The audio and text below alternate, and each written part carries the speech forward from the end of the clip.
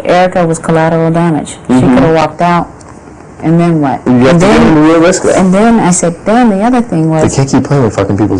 Yeah, and so the other thing was, someone from your alliance went and told Diane she had nothing to worry about. And he goes, well, Janelle didn't tell her. I said, well, Janelle told Howie, and Howie told her. Right, it wasn't me. Well, you know, I said, and then what I understand, a person looks your person in the face, saying, I'm coming after you. You nominate them and say, because you're coming after me, and I really don't like you. But on the power veto competition, you attack Diane. Right. The logic doesn't add up. Right. Yes, and you can sit here and try to preach to me all you want. See, that's the thing with Kaser, is that he's going to be on the moral high ground as long as it's convenient. As long as it's convenient, he's going to be like, oh, I did the right thing, I was being ethical, as long as it's convenient. Oh, completely. I mean, that's how it worked last year. It's just about very good editing.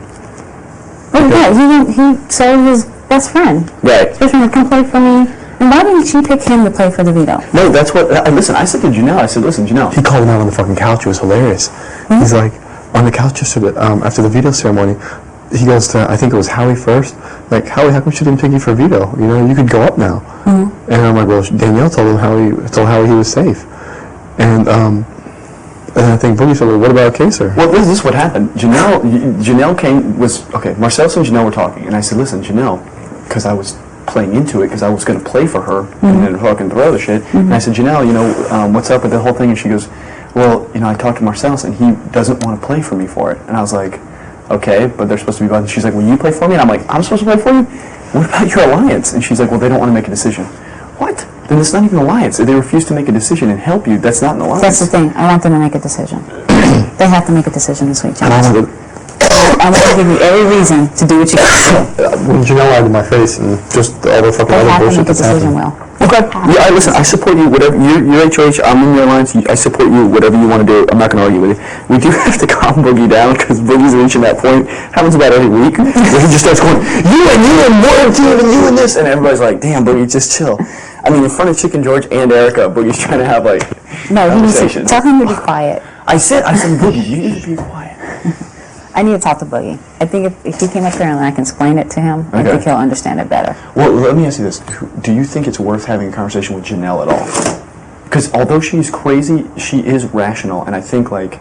she's rational. She's rational. She's just probably a bigger liar than you and me. But the thing is, Janelle, as it is right at this moment, is not mad. Janelle will flip-flop every week. I mean, she was mad at Boogie 2 weeks ago, and now she likes him. She will flip-flop all the time. But right now, she's raged at Marcellus. The thing you have to realize about Janelle is that Janelle will flip-flop on men because she thinks she can manipulate them. Right. With Danielle, she knows she has no ground. That's interesting. She doesn't come talk to me. That's interesting. Because she only wants to come talk to Danielle if I come with her. And I'm like, you need to tell her. Why don't we do this? Why don't we go downstairs? Obviously, we have nothing going on. And then you say to Janelle, I'll go outside, you say to Janelle, hey, Janelle, you know what? I realize I'm probably going home this week. Maybe you can go to talk to Danielle and see if you can just open the lines of communication and see what's going on. Because, you know, because it'll look like you're trying to save your ass. It seems odd, yeah, because I'm like, why don't you come talk to me? Go up there and... let's do this. Now, one of the reasons Janelle won't come talk to her and is making excuses is because they're already planning me going home. You know what I mean? Oh, they're positive. They said to me, they go, hey, Will, who's leaving? I'm like, you kidding? Like, what's even to discuss? I'm like, put up whoever you want. He's going home. Like, because I play that up every chance I get. Yeah. And I was like, Danielle could put up the fucking stuffed doll. It doesn't matter to us, you know. We're sending James out. So there will be some faces on the couch that are like, oh, this week. I just hope it's not mine. No, you have nothing to worry about. Or maybe we go downstairs, and then and you say, like, Janelle, I need you to help save my ass. Yes, that's what you have to say. We're gonna go downstairs. I'm gonna go work out, and then you just say, hey, Janelle, listen. As you're in my lines, I need you to help me this week. If you don't do it, or you know, so I'm going home, and I need you to do this. I sent home Jace for you. You know what I mean? Can you help me out? Help me out. Yeah, that's fine. Yeah, I'm surprised. I said that and she won't come talk to me. Because they don't care. They have seen me as expendable the entire time. I told you, we know that, but now I knew this before the season started. Right. What's good though is that Janelle thinks she's safe with Chilltown, but we'll fucking slit her throat as fast as we can. But she thinks she's safe. You realize that she doesn't have, if she has, that she can't compete in veto? She did that. She can't. I'm positive. She's done. She's totally lying. I'm positive she can't compete in veto. Well, you know what? She's done, and it would be best to have only technically Howie and Janelle competing for veto, because if I get HOH next week, I'll put her fucking ass up. How are you going to explain that? You campaigned all week against me, bitch. I asked you to You talk to can't put her Danielle. up. What? Oh, that's right. I can't put her up. I put You her up can't, after do the power not put veto. her up. If she Because that'll be can't. suspicious? No. Because Howie could win the veto and take her off. See? You see, if she can't compete in the veto, it's best not to put her up.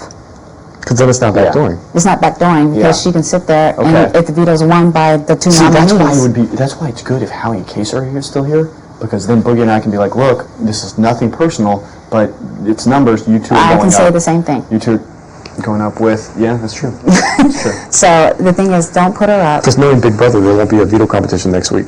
You know? Or you can't win a veto. No, yeah, but just don't put her up. And Who do I put up in those spots? Chilltown? Well, we won't have the votes then.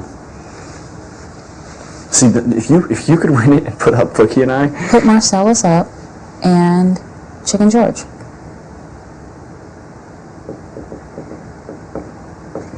let's do this. Let's do this. Let's figure out this week. And then worry about... You, whatever your decision is, we'll obviously support you. You have, I assure you, you'll have to see it this week before you can really feel secure. But you have nothing to worry about. No matter when you go up, you will never be voted against. Maybe send Janelle up here now. You go plead to her and be like, you gotta help me, you gotta help me, you gotta help me, to convince her that that'll make it that much more seem like nothing's Like going I said, on. you guys need to get out there. You need to talk to talk to Janelle, Kaser, and Howie. Talk about how they're gonna vote, because I want all the fucking dirt. So Oh, no problem. Listen, I just was in the bathroom with Howie, and I was like, hey, where's everybody? And he goes, well, Danielle and James are having a meeting upstairs. And I go, fuck that. If there's a season 6 representative up there, I'm representing Chilltown. I stormed up there. And he's like, oh, okay, go up there. Because every time I came up here, I was like, I can't fucking get away from them. Yeah. The first time someone comes up, I was like, that's bullshit. I'm going to represent my side, too. But they're totally for Marcel's going. They're totally for him out the door. I was so funny. I'm like, if Marcellus is up on the block, I'm not even gonna pack this week. You don't have to. Oh my god, I want to get into like such this fucking state of depression. And then the whole reason why you guys, if they ask you why you didn't vote me out, just be simple. You guys are ready to cut James loose the first second he was on the block. Why would we? Well, I won't have to explain it to everyone because everyone wants Marcel's out. No, but I'm saying if I'm up there with Kaser, Oh, yeah. and when all the faces are like, what the fuck? It's simple. Be like, it's simple. You guys told me who you wanted to get rid of. Why am I going to give you what you want? You know, if you're ready to get rid of him, Oh, yeah.